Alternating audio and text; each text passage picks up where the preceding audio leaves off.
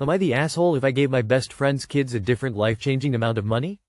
I 37 female recently received a life-changing amount of money. I haven't told my best friend, 37 female, yet that she and her 2 kids, 12 female and 2 male, will each be gifted a life-changing amount of money in an irrevocable trust. Here's where it gets a bit sticky. I want to give 12 female 2.5 million and 2 male 1.5 million. The reason I want to do this is because I helped raise 12 female when she was little and I still have her with me every school vacation. She genuinely feels like she is my child, she calls me mom, and there is no difference between her and my own children, it's the exact same amount of love. 12 female abused when she was younger, which has resulted in several mental issues. Her therapist has said it may be difficult for her to live a normal life and she will likely need lifelong therapy. 2 male has his dad in his life, 12 female's dad OD'd. His dad is a lifer in the military. And 2 male is very blessed with new clothing, toys, etc. 12 female is not. 2 male is set up better in life, it is what it is. I grew up as the black sheep of the family and did not get the same opportunities my siblings did and has had a lifelong ramification. I look at 12 female's life and I can't help but see her childhood shaping up to be like mine, and I don't want that. While I can't change her situation, I can give her money to use to help her future. Money is a tool after all. My concern is how my friend will take this. In her eyes they are both her children, and they are treated equal. I don't want her to see the discrepancy in the amount and think I don't love 2 male as much, or I see him as lesser than his sister, and I don't. But I am more invested in 12 female and my motherly instinct is to provide and protect her. In addition to this, this is a gift. This is on my own free will, and why can't I do this? So Reddit, am I the asshole? 2 yo will get more money, cause of the interest over additional 10 years in a trust fund. 12 yo will use money earlier, so it will accumulate less interest. This is math, not emotion. Not the asshole. Set up the trusts for the kids without telling them, or the amounts. Or even that they have the trusts. Money changes people, but if you truly want this for their future, do it quietly. Not the asshole. Do it, and just tell your best friend that 12's fund is higher than 2's fund to compensate for the extra 10 years of compound interest that 2 will have the chance to receive. Honestly, the 1.5 million will probably still be the larger trust fund in the end. Not the asshole. $1.5 million to a baby will be worth more than $2.5 million in 10 years. The gifts are equivalent. I'd say set up the trusts and don't tell anybody. In fact, don't tell anybody that you've come into money at all. Once people get a whiff of the level of generosity you're thinking of, you're going to have a long line of people at your door, and the question about giving these children different amounts is going to be the least of your worries. Everyone that knows about your generosity and feels entitled is going to hate you because you can't give millions to all of them. Be prepared to move away to somewhere nobody knows about you. Opus. 12 female only has 6 years before turning 18, possibly needing money for school and setting up a life. 2 male has 16 plus years. That's 10 additional years for the $1.50 male to grow and become more than $2.50 male. It doesn't feel unfair at all if it's framed as total amount of support by the child's age of maturity. Am I the asshole for lying to my girlfriend about the time we're supposed to arrive for an event? My girlfriend is really bad at being early or on time for things. This usually causes us to be late for things, and we both hate being late, but she always repeats the same things that causes us to be late. Here are the factors that lead to us being late. She has IBS. This is something that is out of her control but contributes to us being late. If she is too tired, she will insist on getting an hour of sleep in. She putters around the house watching TV shows on her phone while she tries to do other things. She insists on breakfast and spends time cooking and eating. She never rushes for this.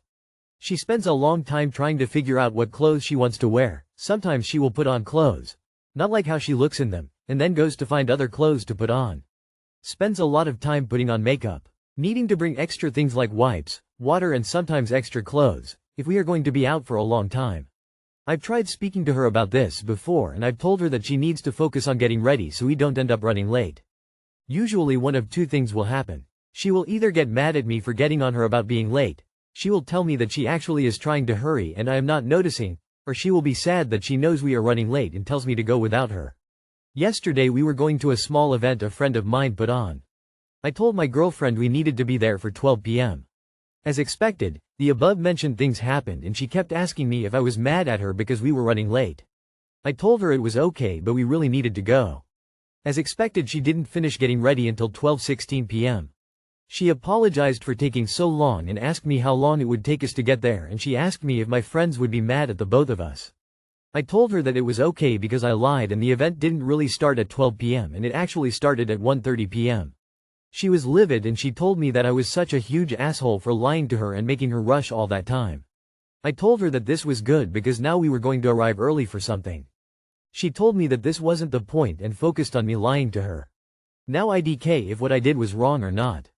She spent the whole day speaking to me as little as possible. Edit to add. I appreciate everyone's answers. Just to clear some FAQs here. 1. She doesn't know how to drive, so if we can't leave together then she likely will just opt not to come. 2. She doesn't have ADHD or ADD. 3. This is a very frequent problem for the both of us. We've been together for 4 years and I can probably count on my hand the number of things we've been early to. Not the asshole. Your girlfriend does not value others' time. Most of the things can be controlled or worked on except the IBS. She can always have a bag at the ready, pre-packed if you are going to be out for a long time. No need to pack day of. Breakfast, she gets up with enough time to make it how she likes to with the time to get ready. Pick out clothes to wear the night before. From now on, you need to give her a time that you be leaving. If she is not ready, that is on her. You will be leaving. And leave. Not the asshole. I am so sick and tired of the complete rudeness and lack of consideration for anyone else with jerks who are incapable of being on time. This is intentional behavior. She wants to eat breakfast, she wakes up earlier and stops dicking around on her phone.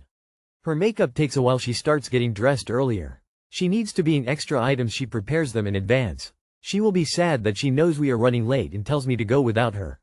Such narcissistic bullshit. This will be the entirety of your life. She is not going to chance because she really doesn't give a crap. Good luck to you. Not the asshole. Just tell her the actual time and if she's not ready, go without her. When people ask about why she didn't come, tell them the truth. Rookie mistake. The only thing you did wrong was tell her about it. Not the asshole. Zero sympathy for people who can't be punctual. Girlfriend is selfish. I don't see or what excuses she has for being late. We all various issues and concerns in our lives. The constant lateness is rude and shows how little she cares about others. Not the asshole, but don't want to be an hour late to everything your entire life? Am I the asshole for refusing to let my brother come over to my apartment? I, 20F, have a low-functioning autistic brother, 7M. He is non-verbal and does not use the toilet. Instead, he tries to do his business on people's chairs and couches for whatever reason. Because of this, I don't let him come over to the apartment anymore. This all happened after one day, my parents dropped him off for me to babysit him. No biggie, I love my brother. Well, 2 hours in, he decided to pull down his pants and peed all over my new, expensive couch. I caught him halfway through his leakage and dragged him away from the couch, sat him on the toilet, and made him sit there for a few minutes. This ended up with him having a meltdown of epic proportions, one so bad I had to call my parents. After that, I decided I would no longer allow him to come over. I've dealt with the couch pissing for months since this behavior started and would always redirect him to the toilet. Now that he ruined a piece of furniture I actually saved up for and care about, I can't keep dealing with this anymore. My parents are mad that he isn't allowed at my apartment anymore and are calling me selfish over it. Am I truly the asshole here? Not the asshole, and if they need you to babysit, do it at their house. Problem solved. Not the asshole, he obviously needs 24/7 supervision. Also, your parents could buy clothing that can't be pulled down like that. There's literally onesie type things that are crazy hard to take off specifically for people with needs like this. Not the asshole. Your parents should be ashamed of themselves for allowing your brother to ruin your furniture. I say allow because your brother probably hasn't learned to use the toilet because your parents haven't had the patience to teach him. Your brother should be in a program where he is taught basic skills. Will your parents continually allow this behavior when your brother is 20? Also, your parents owe you a replacement sofa. You cannot use the one you have because urine seeps into fabric and there will always be a faint smell even if you had it cleaned. Your parents are 100% the blame for your brother's behavior. Autistic or not, your brother has the ability to learn if he's taught. The older your brother gets, the harder it will be to teach him. Not the asshole. Your parents are failing your brother. He can absolutely be potty trained. I've seen multiple nonverbal low-functioning kids and teens taught in a hospital to use the bathroom correctly. Not the asshole. I'd let them know going forward they either need to go ahead and have you come to their house to watch him, or figure out how to potty train him, one of the two. Is he in any kind of therapy for this? Not the asshole. Your parents owe you a new couch for starters. You are under no obligation to have your brother in your home or on your property. Am I the asshole for not buying personal care products for my stepsister? My stepmother is super into all natural things. So she uses only all natural things. I don't even mean products that are labeled at the store as all natural. I mean she will actually make her own deodorant from natural things. She also only use natural remedies for things unless absolutely necessary, and she's anti-shaving because our bodies are supposed to like hair. Thankfully she doesn't force this stuff on my brother, M18, and I, F16, and we can use our own toiletries. This is because my dad and her have an agreement to not interfere with each other's kids. The only thing we kind of have to have is the vegan all-natural foods only, which aren't actually that bad. Most of the time I don't eat breakfast anyway, and my brother and I will sometimes go out for lunch, and during the school year we also buy lunch and sometimes sneak in snacks. So it's really only dinner, which isn't that bad. It's different for our stepsister, F13. She is absolutely not allowed to use any chemicals at all. That wasn't too much of a problem before, or at least I didn't know if she complained about it. Now she's started getting acne and she hates it. Her mom keeps trying only natural remedies that don't work and thinks chemical will just do more harm than good since it's not that bad. Also, there's other things my stepsister hates, like having to use natural deodorant, and she wants to use tampons instead because she hates feeling wet when she has her period. Her hair is also not really good and feels crispy even if she uses oil on it. She also wants to shave because she gets made fun of for having hairy legs. Because of the situation with our stepmother, our dad sends me and my brother money to our accounts for things like toiletries.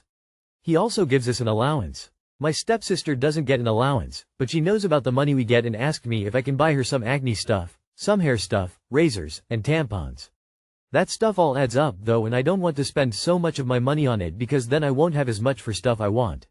I already use up all my toiletry money every month on stuff I need, so it would have to come out of my allowance and would probably use it all up. Edit. Because people keep bringing it up. She's already talked to her mom about it a bunch and even asked my dad for money. Stepmom is still not willing to get her these things, and my dad refuses to get involved. Not the asshole. One thing I haven't seen mentioned yet is maybe have your sister see the school counselor or school nurse to explain the situation, assuming her school has these positions. There is a strong possibility that they might be able to provide your sister with deodorant and tampons she can keep in her locker to use when she gets to school. It won't help with at-home stuff, but I might help cut down on some of teasing she's dealing with. Can I suggest a menstrual cup or disc, as that's easy to clean and hide and much cheaper as it's a one-time purchase. It's not fair to ask you to fund her toiletry needs, especially because you'll likely get in a lot of trouble if her mom finds out.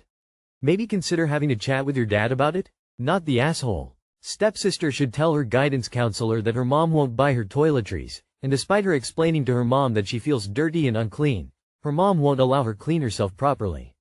Let CPS or the school get involved and have mom answer to all of this. I'll say not the asshole because yeah, arguably you aren't required to help with anything, but it encourage you to have compassion for your stepsister and at least slip her a few dollars so she can get a razor or something. And maybe try letting her know the school nurse might have tampons she can have. I used to be like her and people made fun of me. My parents wouldn't buy me shit. And it can be so hurtful to be made of for something you can't control, especially if the other kids in the house still get what they need. No assholes here, apart from your stepmom. However, I would help her by looking up local period poverty food bank initiatives where sanitary products and perhaps even toiletries will be provided. It may feel a bit strange if you as a family aren't struggling financially. But this is a child who lacks the means to afford basic sanitary and hygiene products, and isn't being provided them by her caregiver. This is what these charities are for. I would be very concerned for this girl once she reaches her later things and is needing access to teens like birth control. If you can, I would speak to your dad about at least trying to change your stepmom's mind on medical things like periods. No assholes here other than the hippie stepmother. Op is not the A for refusing to buy her stepsister these products with her allowance money. Stepsister is also not an A for asking, since it's hard being a teen going through puberty, and it's doubly hard when her mom won't allow her to use standard beauty health products. I'm sure if the 13-year-old suddenly started using these standard products, her mother would have a conniption about it and make everyone's life worse. Op could suggest that the stepsister seek out help with the school's nurse. Also, there is no mention of the biological father or his family. They could be a resource for this girl.